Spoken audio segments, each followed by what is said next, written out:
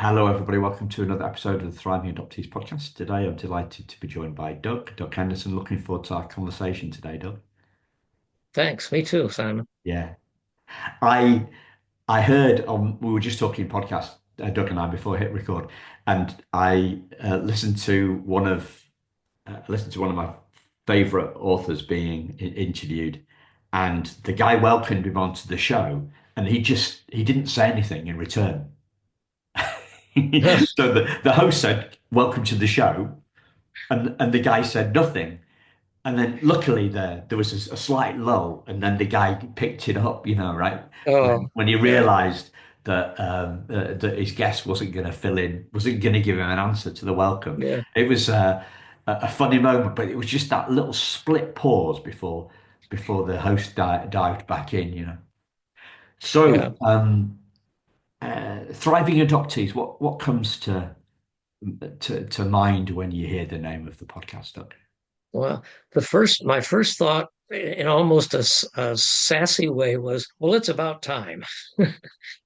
And that's both personal and for the whole field of adoption. Uh, I, I myself didn't know I was adopted till I was 12, but I realized in retrospect that I was always aware of a difference. Uh, I don't think it was anything my parents did or didn't do. I think it was just a fact that I wasn't from the same tree that they were from. And then as I got older, uh, I began to realize that it was affecting my self-concept and my relationships. So I'm at 78, I've had plenty of time to perfect the act, but I think it's a continual life growing. Uh, you go through levels of change or the peeling the onion, just like in any kind of therapy almost. Yeah. What do you mean by it's about time? It's about time for what? That adoptees began to feel like they deserved to thrive, like they weren't, in the words of Bob Anderson's book, growing up second best or second choice, growing up adopted. Uh, he's a passed away now, a psychiatrist adoptee. And I think that for a whole lot of reasons, we adoptees as a group tend to feel like we aren't quite up to snuff. Uh, things aren't quite right. And it's either the world or me. And so it's probably me. Uh, as a as a as a personal side of it, I didn't even though I knew I was adopted, when I gave a medical history to a doctor, I would give my adoptive parents' medical history, which is next to useless. But I didn't have something that everybody else has, and so I made it up. Yeah. There's so much here, Doug. I'm hesitating a bit like that guest on that for the podcast, Okay. right? Because I'm like a kid in a sweet store, or you guys would say a candy store, right? I Yeah. don't know which one to. I don't know which one to pick. I kind of don't, but I do because it's a fascination. It's a fascination of mine, and the fascination is how does the feeling how does the feeling become how does a feeling become a belief, right? So Mm. how does the feeling of difference become a belief that we're second choice or second best or substandard? How does that happen? I think I think when you come at life from a perception of being different, and I think this could apply to people who are visibly different, maybe a different race than the dominant culture they're growing up in, or people who are different on the inside, uh, sexual orientation being one.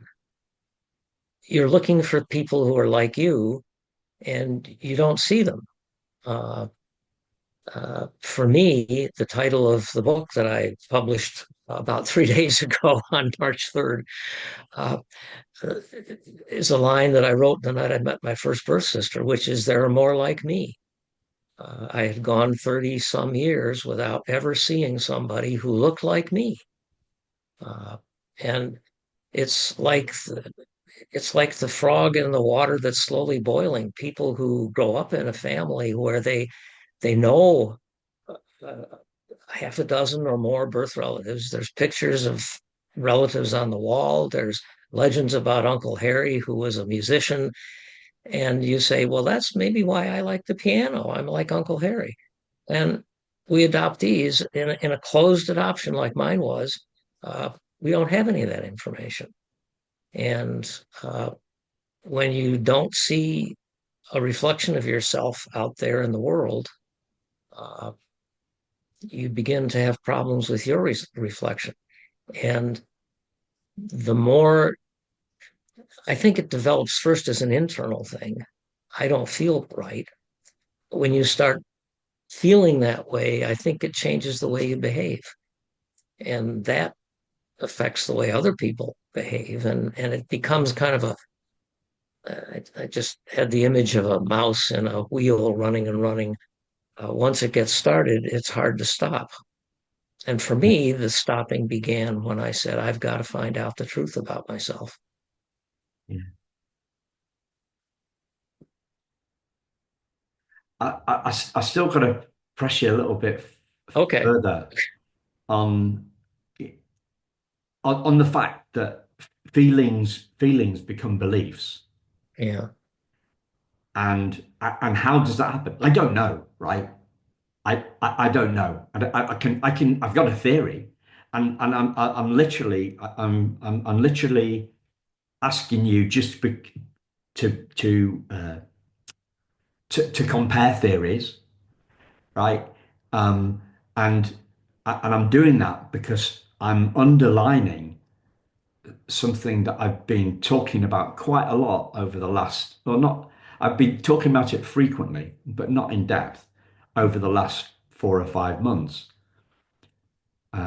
Because, and it feels a really big deal for me, this, and it doesn't seem to feel a big deal for others. So can I go around again Sure. and ask you how what's your theory? What's your take on how feelings become beliefs? Well, part of what makes this a difficult question to answer is that I was trained as a child and adolescent psychologist, and so I have to decide whether to answer it from my head or from my guts. But I'll try a little of both. Um, when I just had a realization. There was a drug called thalidomide that pregnant women used to take.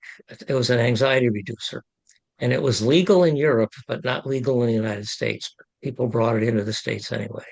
And the result of it was that there was a number of babies born with basically no arms and legs. They had little flippers.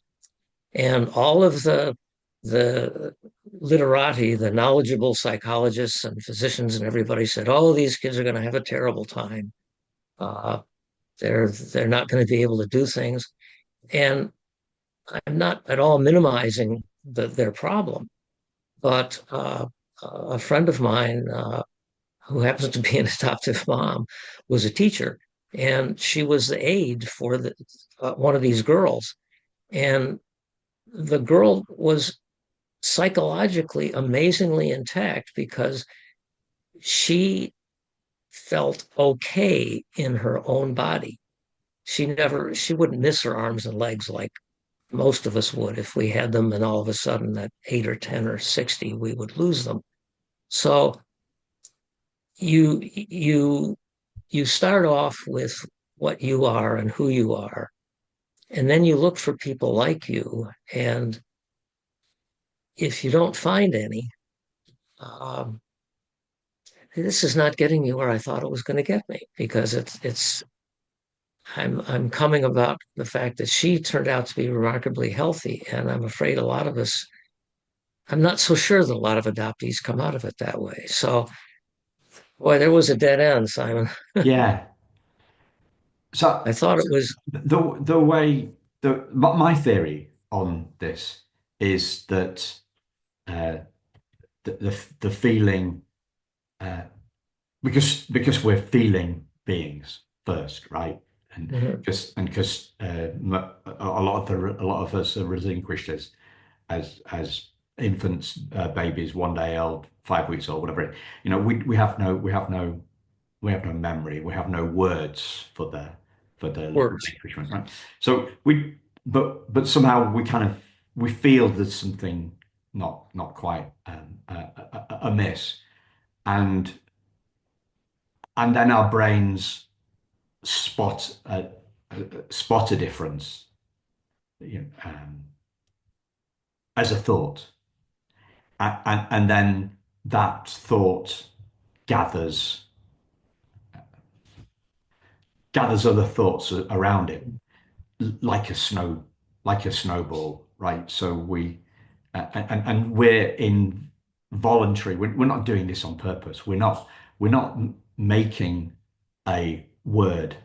Sorry, we're not making a thought. We didn't choose that thought. The thought just came into our heads, and then and the thought made sense, and then what the thinker thinks, the prover proves, and the random thought that happened to us once snowballs, and it becomes our truth, and that's kind of my theory on it. Um, so when but so and so so what we're doing by explaining this, by exploring this, we're bringing that belief out into the open, right? So out of the closet. You talked about people feeling othered because of sexuality, right? So thinking about we're bringing the snowball out of the closet or out of the fridge, right? Out of the freezer, we're bringing the snowball out of the freezer into the kitchen, and we've we live in central heated houses, and eventually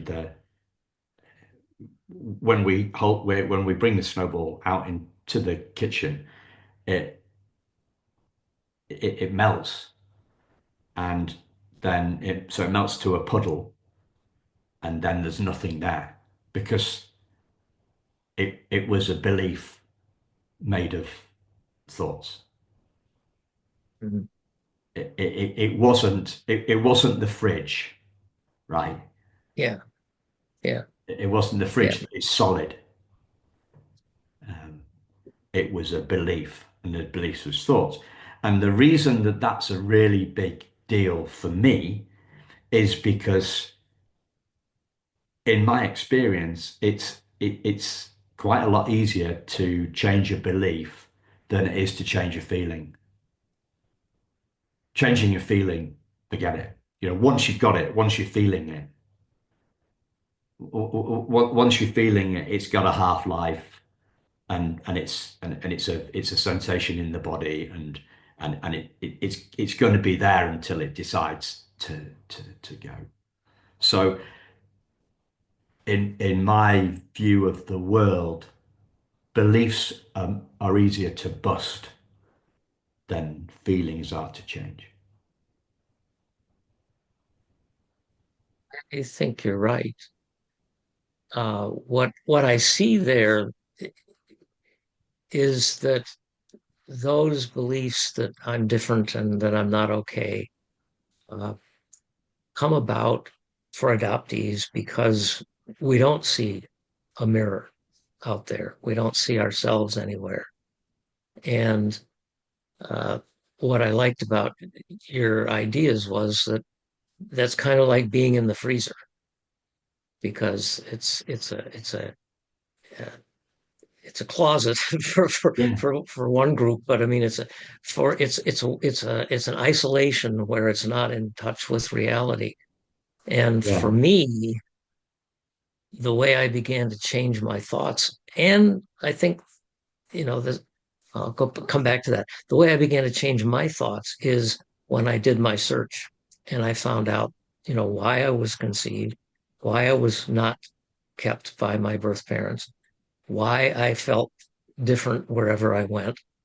Uh, so I think that, you're 100% right, and that you have to break out of. Uh, I think the new term that adoptees are using nowadays is the fog. Uh, but I think what it means is you're just not really aware of why you are and how you are different than other people, but you are. Uh, to jump back for a second, one of the most uh, I started out as a psychologist being very Freudian and dynamic and internal and analytic. And I had some real objections to the behavioral approach of, uh, you know, what you think is what you are.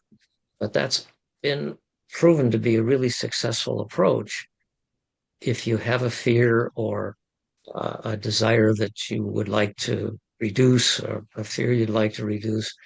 Uh, Changing your thoughts about it uh, can change your feelings about it. It's not easy, uh, but it can be done. So I think there's some hope there in terms of change. But I agree that uh, from we don't there's a Brit named Paul Sunderland. I'm not sure if you run into him. Yeah, I've Uh, watched the video. Yeah. yeah, he talks about this, and I think that uh, I just lost my train of thought. Yeah. I mean, That happens. I've listened to, and I know a lot of, I know there's a lot of addiction within adoptees, right? And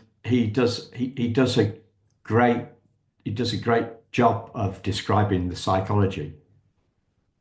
Yeah. But, Yeah, and but we're not our psychology. say that again. We're not our psychology. We're not taught psychology. No, no, we are not our psychology. Oh, we not.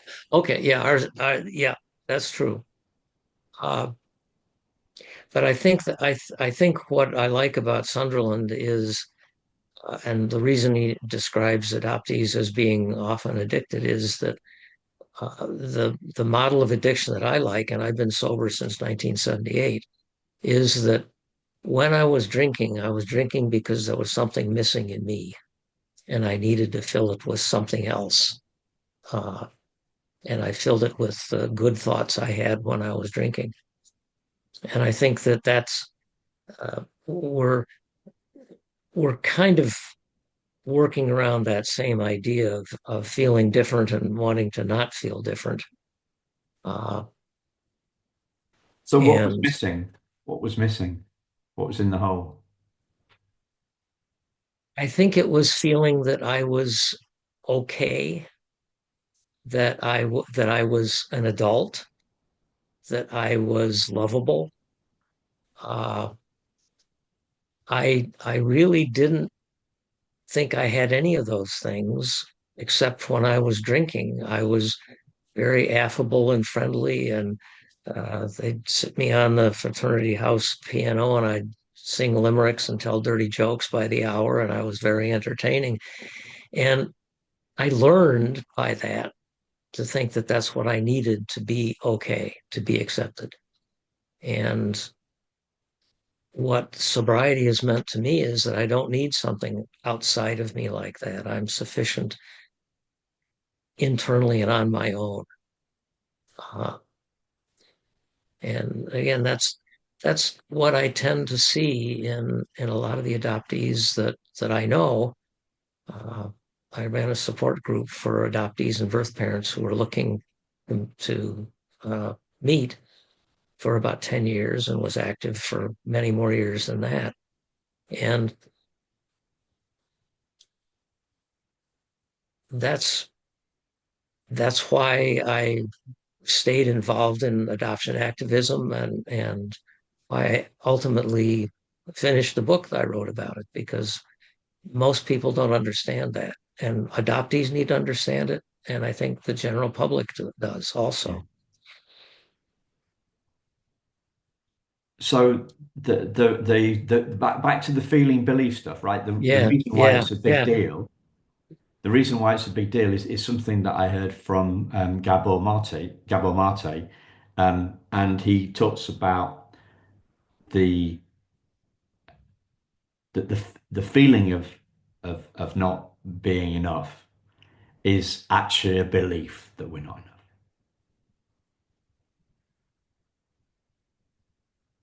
Yeah. Um,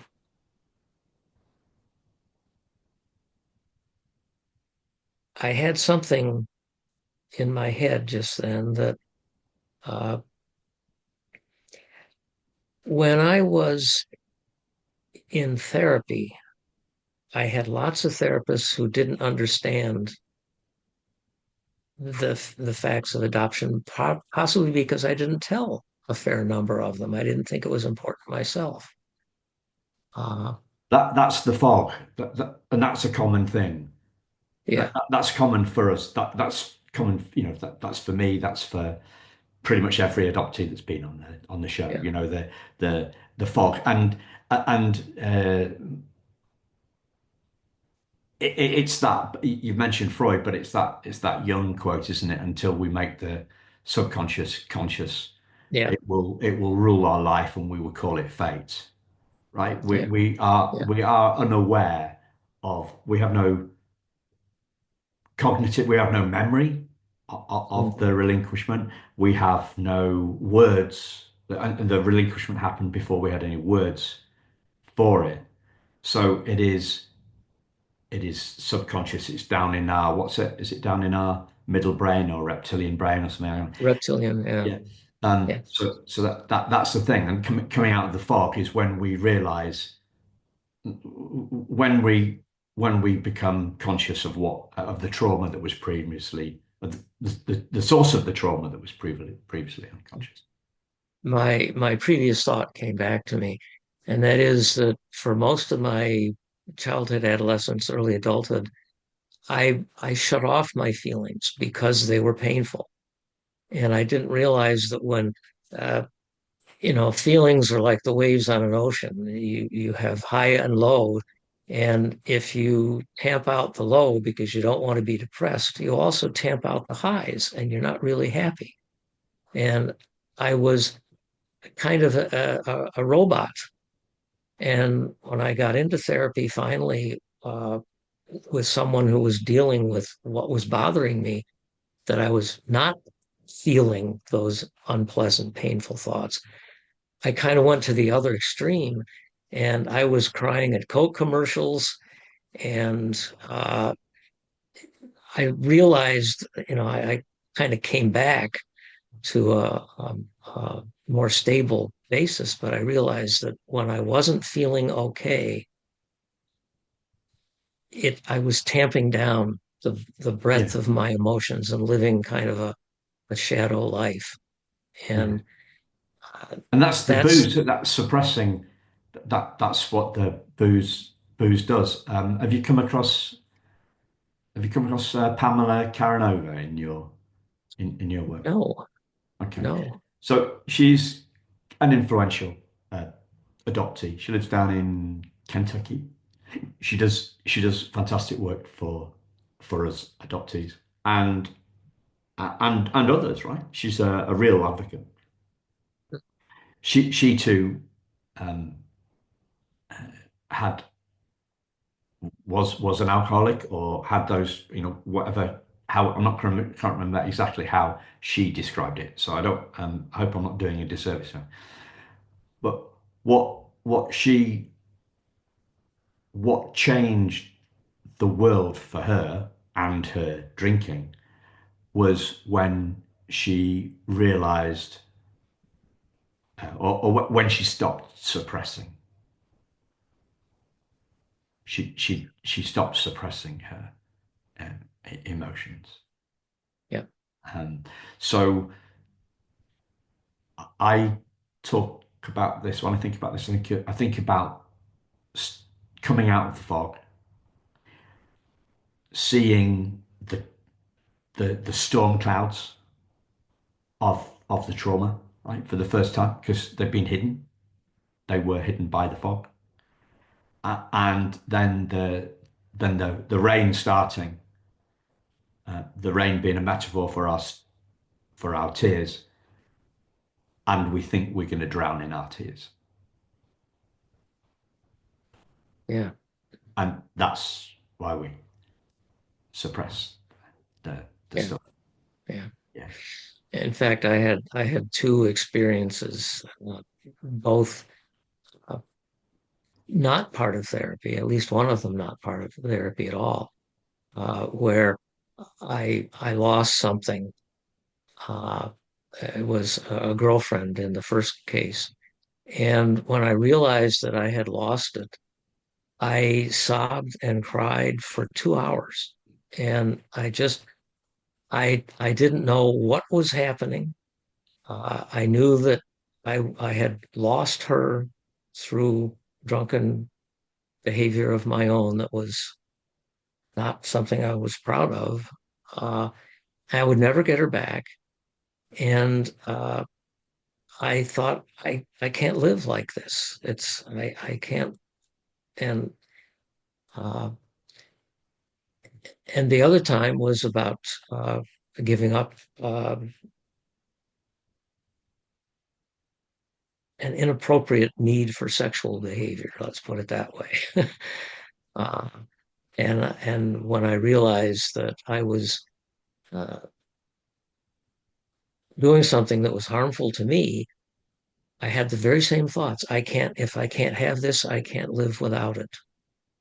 And it wasn't until about 20 years after the second of those experiences when I was writing my book, and I realized that in the 1975 or so, when I wrote the first thing about the girlfriend, and 20 years later, I used the exact same phrases to describe how I would feel without something I needed. And I've come to realize just in the last few months that something I needed was the connection with my birth mother that was broken uh, when I lost the environment I had been comfortable and lived and grew up in for 9 months. At some point during that 9 months, we begin to have not words but feelings and memories. And I think that's a part of what leads us as adoptees. And not all, I don't want to speak for everybody, but an awful lot of us, I think, have that sense that, and it starts out as a feeling there's something wrong with me. And some people understand what it is eventually, and yeah. some people maybe never do. So it starts off a feeling because we don't have any words Right. at that, or we don't have words at that time, Yeah.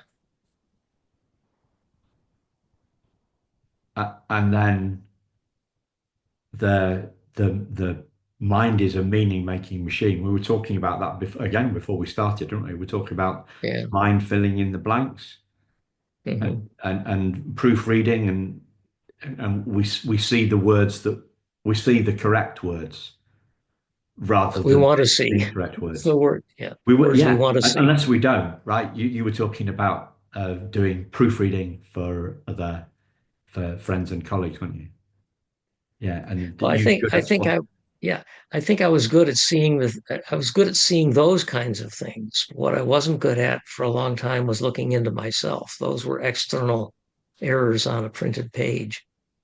And I wish that I had been as good uh, for the first 35 years of my life at looking inside me and figuring out what it was that made me feel different.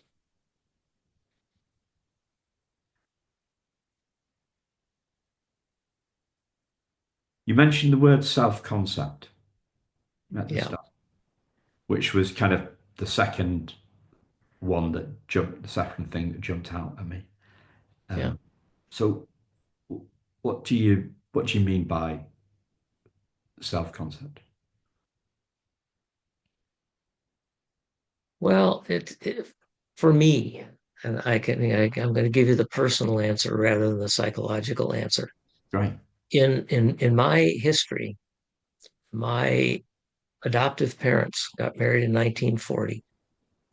They began right away to try to have babies, and they had five uh, miscarriages fairly early on in pregnancy, and they lost a full-term baby boy in October of 1945. And in 1946, in October, they got a call from her OBGYN saying, "There's a baby here. You said you wanted a baby."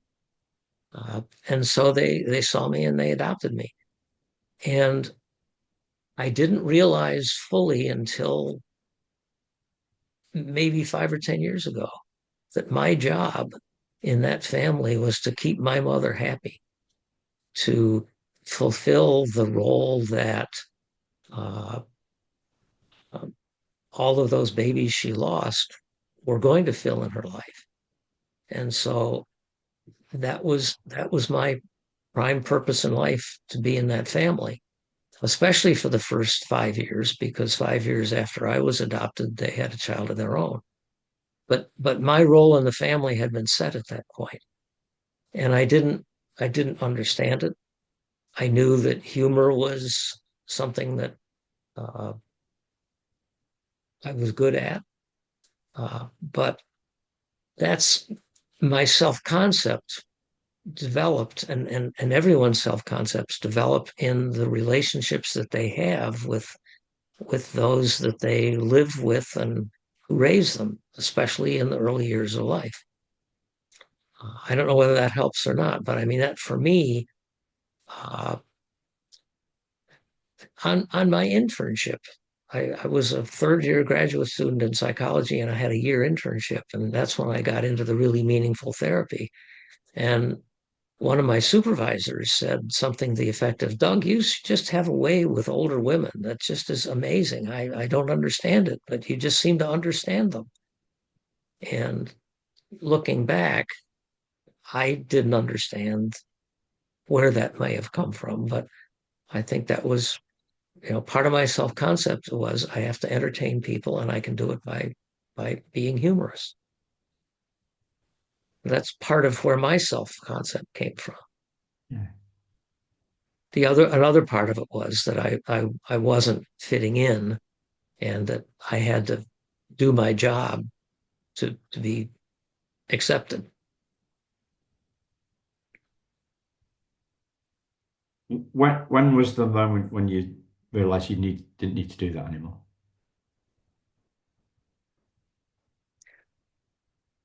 It sounds trivial, but I went through a major change in politics between 1968 and 1972 or three. In 1968, I said I'd never be a bearded weirdo. I was very conservative. I voted for Richard Nixon in my first election, and I went to Ohio State, which was a much bigger pool than the excellent small college I went to. And I was exposed to a whole different viewpoint. And part of that was I decided I was going to grow a beard and let my hair grow longer. And I've decided I needed to tell my parents about it, because I didn't want them to hear through the grapevine. I was living in Columbus; they were living in Buffalo, a couple hundred miles away. And I told them that I had grown a beard, and on the phone. And my dad swore and said, "Maybe someday you'll have some good news for me," and hung up the phone. And my mother was crying on the phone, "Oh, why did you do this? Why would you do that?" kind of thing. And I said, "Mom, you just don't understand." And I may have said, "I love you," but we ended the conversation. But they didn't contact me for about 2 weeks. And that was very unusual. And at that point, I said to myself, you know what? I'm done making other people happy.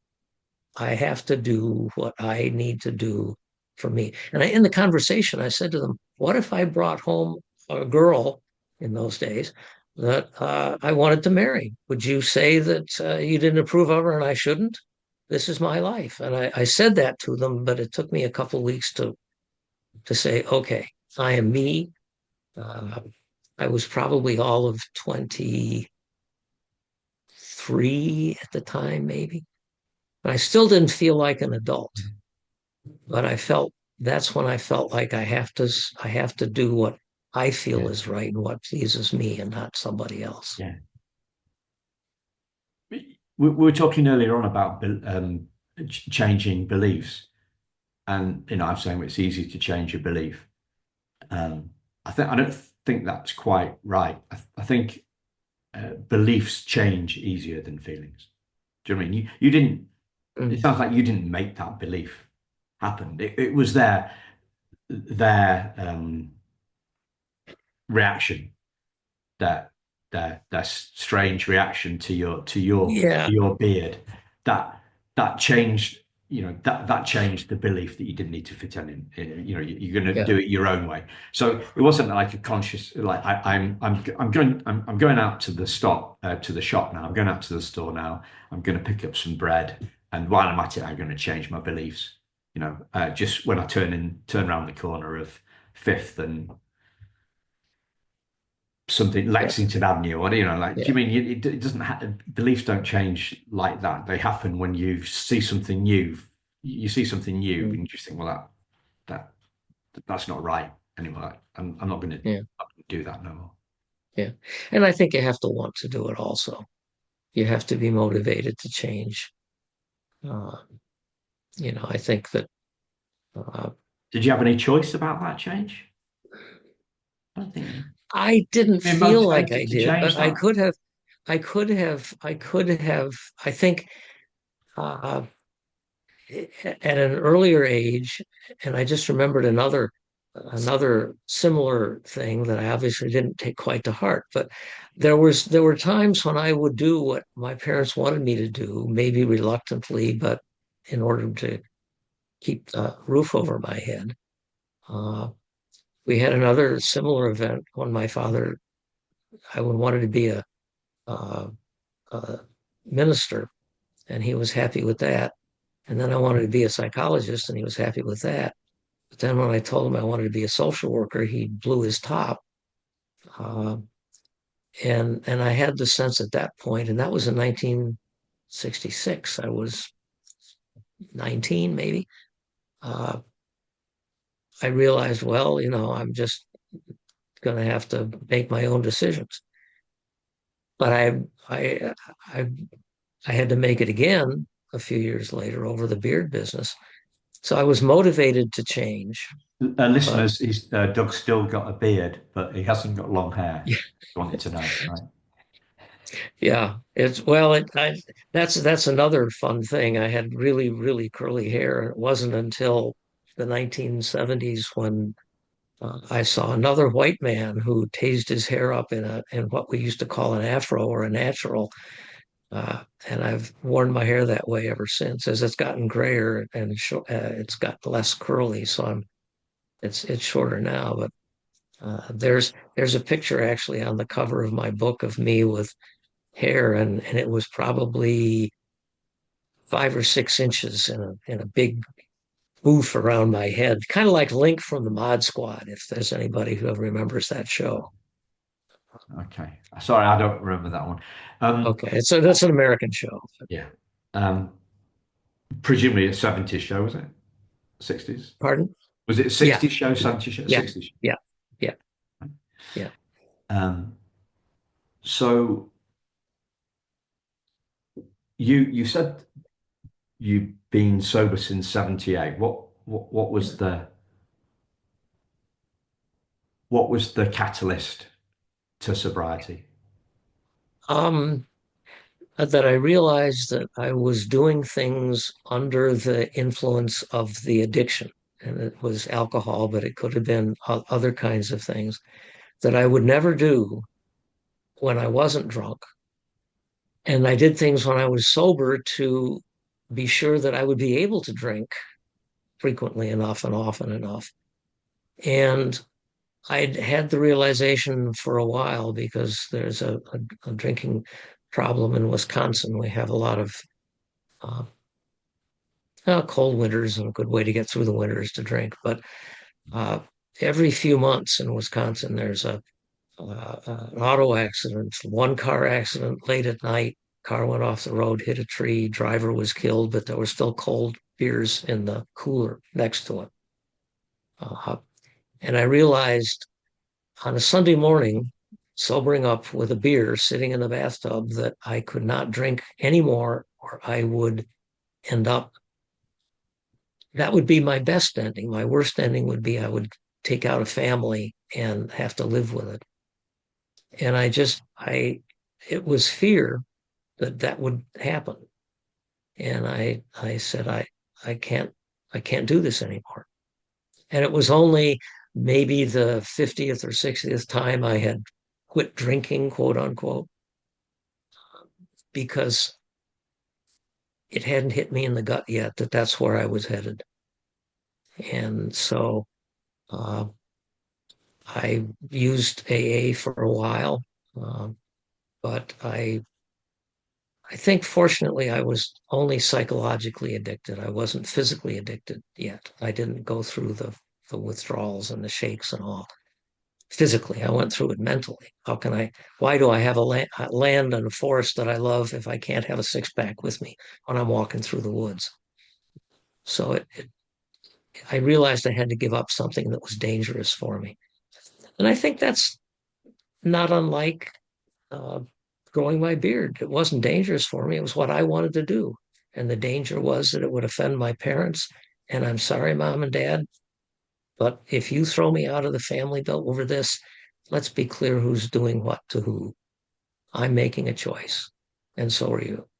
And that's kind of what I said to them in a letter a couple of weeks later. And they wrote me back right away and said, of course we love you. Well, we just don't understand your choices. Yeah. Can I take you back to the self concept Yeah. um, theme topic? Because something's just popped into my head, an idea that's been floating around with me for the last few weeks or so. Um, and it goes back to you mentioned something about feeling isolated Mhm. um, probably about half an hour ago. And I was thinking about isolation and difference and self-concept. And I was thinking about, the some people call the ego the separate self. Right? And most people, everybody's got one, right? Whether Mhm. you're adopted or not. Um, and the separate self feels feels different, feels separate, feels separate, feels different, feels isolated, maybe feels that they are wrong or there's something wrong with them, feels insecure and alone. And and everybody's got one. It but it seems to me that we adoptees get ours earlier and it's like a turbocharged version because it's got this it's like reinforced concrete that's double reinforced. So reinforced concrete. You call it concrete in Yeah. Spain, Yeah. yeah? And Yeah. it's got steel running through it. Yeah. Yeah. Rerod. Sorry, Rerod, it's called, is for re-rod. short for Okay. reinforcement rods. Yeah. Okay. Reinforcement rods. Right. So, so the separate self is made out of concrete with re-rods in it, and uh, adoptees, we've got double we've doubled up on the rerods. What do you think of that idea? I think it fits right in with the idea that in fact we are different from our adopted families. Uh, So we have, yeah. So the double it's a rerod, re right? It it's a is in reality. it's the reality, and it's incontrovertible proof, right? We can argue that. We don't need to argue it. We're just Yeah, stating a fact. yeah, yeah. You just look in the mirror standing next to someone who isn't related to you, which is everybody. Yeah. So what's the way out? I think the way out is to find the people, find your tribe, find the people that you are related to, even if it's only through obituaries and descriptions of their lives, uh, and to and find that sense of continuity that comes from genetics uh, and environment, because my half brother and my half sisters and I, well, my half sisters were from my birth father's side. My half brother and I grew up in the same woman's body, and we shared that environment as well as half of our genes. So for me, the idea and I think the real change in my life was when I met my birth family members. I didn't meet my birth father. He died 3 months before I found him of alcoholism. He died. My birth mother was too hurt by being thrown out of her family to want to see me, so we talked on the phone. But having seen a birth uncle, a birth aunt, birth siblings, cousins, pictures, that is what for me kind of rusted away the iron rerod in my ego and in my soul, really, because I know where I fit in now. Yeah. Uh, so I don't mean to say that that's a simple solution, but No. uh, it's it's what's worked for me, at least as far as I can tell. Is there another way where we see through the three we go beyond our psychology, before our psychology, and upstream of that, where we're all one? That guy says we're Mhm. spirit. We're not. What do you say? We're not human beings having a spiritual experience. We're one spiritual being Yeah. having 7 billion experiences. Yeah. I hadn't heard that version of it.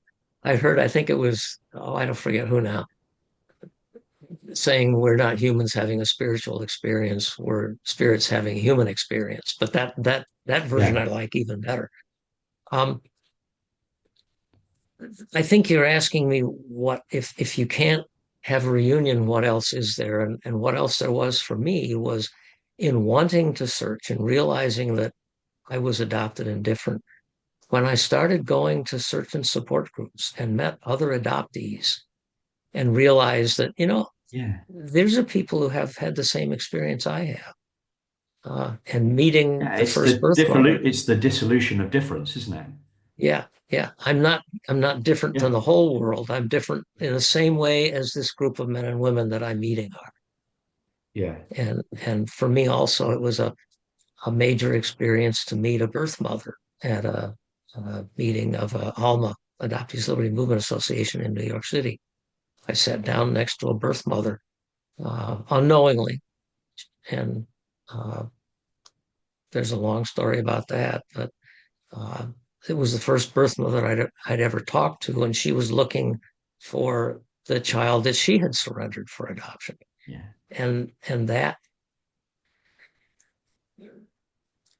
was the beginning of a connection with a real live person that was like me in a sense, because she was like my birth mother, had given up a baby. Yeah, But I it was, feel that interviewing birth mums, actually. yeah, yeah. Um, and I mean, you put your finger on it very succinctly with 5 words half an hour or so ago. There are more like me. Mm. Yeah, yeah. And that phrase, the night that I met Susan, my oldest birth half sister on my birth father's side, parse that out at your leisure. Well, she's the first person I'd ever seen who looked like me because she was like me. And a good friend of mine, I was staying at his house, and then he put a pad next to the bed, and we talked until Susan had to go home. She had a child that she had to take home. I went to Mike's house, and he and I sat up till probably 1 in the morning, and his wife talking. And he left a notepad next to my bed. He said, "If you can't sleep, write some thoughts." And I wrote some random thoughts, and one of them was, "There are more like me," and that's the to give a commercial. That's the first words in the title of my book. They're more like me: search, reunion, and synchronicity in adoption. And Oh, so that's synchronicity is young as well. That's a young yeah, concept. yes, I'm yes. talking like I know a lot about this stuff. I've heard things just thrown away. Okay, I Well, you think need to read my book then. yeah. Well, when I'm on the beach in Greece, I Yeah, okay. Okay. I might well read it.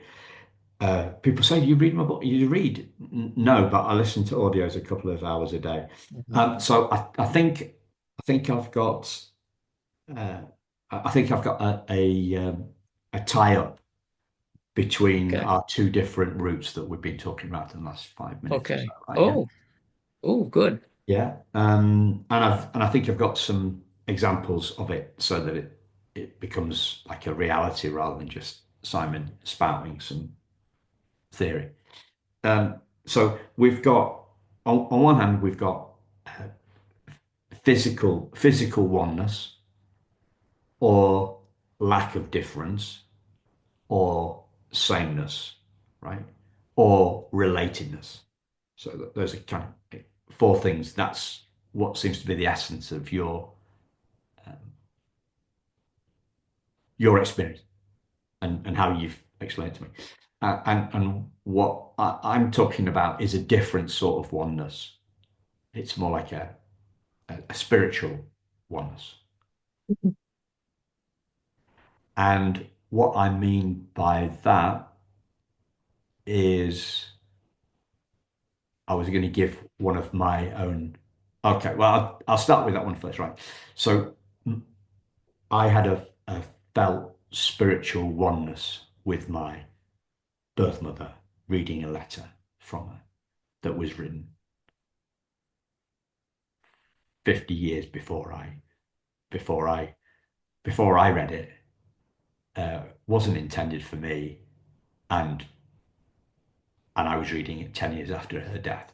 So there was no chance of physical oneness, but there was spirit. I felt at one with her reading that letter. Right?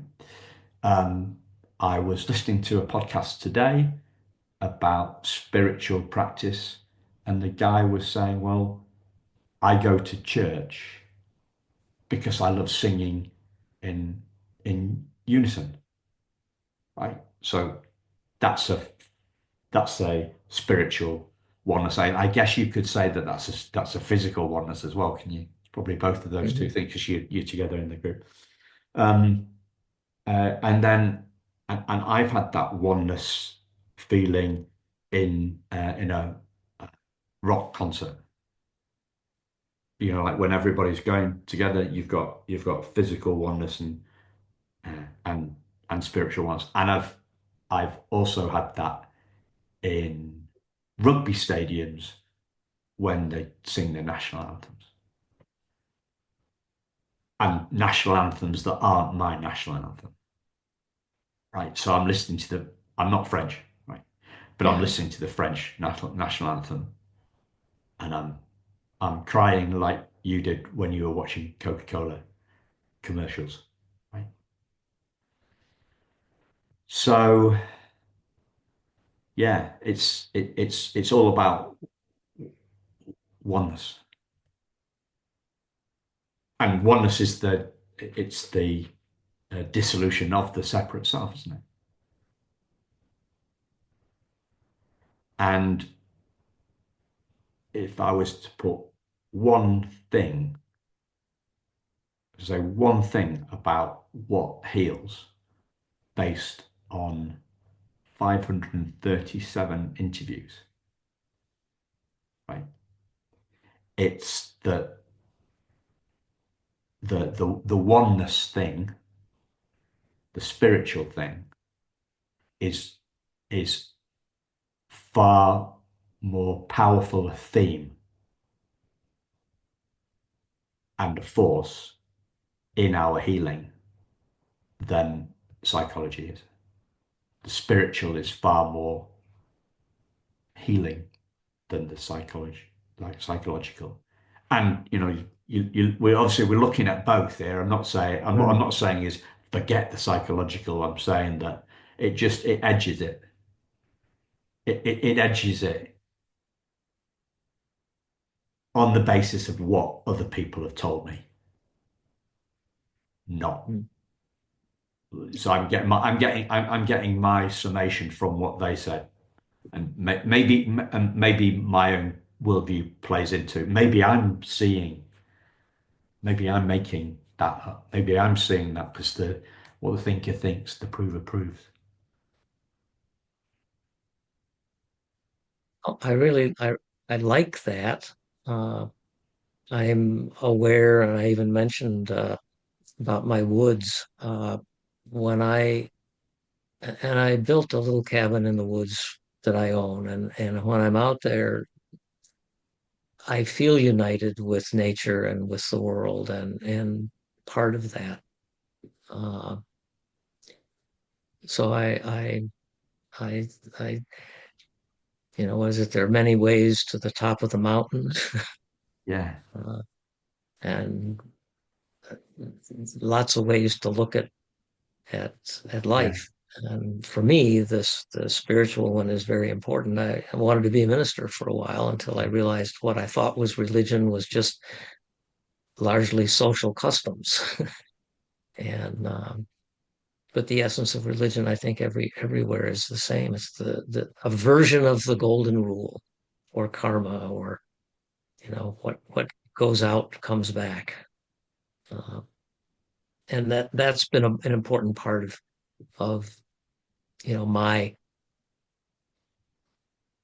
I don't want to say healing, but it is.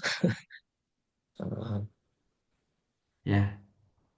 Is there anything else you'd like to share, Doug? Other than thank you and to ask where I send the bill for this therapy, it's really it's been excellent. Thank you. Yeah, it's funny because I'm not a therapist. I know, You I know. are. Well, but the funny thing is, I was Dear Doug in high school, and Dear Doug was a takeoff on Dear Abby, was an advice columnist, Oh, and she had an identical twin who was also Abigail Van Buren, who was also well, they were identical twins. Anyway, I said somebody said you should be a psychologist, and I said, "What's that?" So I think I was good at something and was fortunate enough to be able to pick up on it, but. cool. Uh, And Anyway, listeners, as always, right? There's links in the show notes, so check out Doug's book. And have you got a website yet, Doug? yeah. No, I don't. But I have to tell you, I have a good friend, one of my closest two or three friends in town, who grew up in India, and he spends a lot of time on the internet with kinds of things. And when he was looking for my title the other day on his computer, he ended up with UK Amazon, and it was available on UK Amazon Yeah. uh, before it was available on American Amazon, Okay. actually. Well, we're always ahead of the So curve, you know what I yeah, mean? and it's also in bookstores. It can be ordered in bookstores, but no, I think I may have to get a website. I I I want this book to be out there, but I don't want it to take over my life. Okay. Uh, But so well, be careful there, mate, because this yeah. podcast has almost taken over my life. So there you. Uh, But in a good way, well, right? yeah, So, and yeah, I think it in a good way, and not always. So, like on some, yeah, it's pretty rare these days, actually. But some of the stuff that I was doing before, when it wasn't going in the way that I wanted to go, it it felt like a passion on a good day and an obsession on a bad day. So my mood would determine how I saw it. Uh, yeah. That sounds very familiar. yeah. Thanks, listeners. Thanks, Doug. We'll speak to you again very You're soon. welcome. Okay, take care.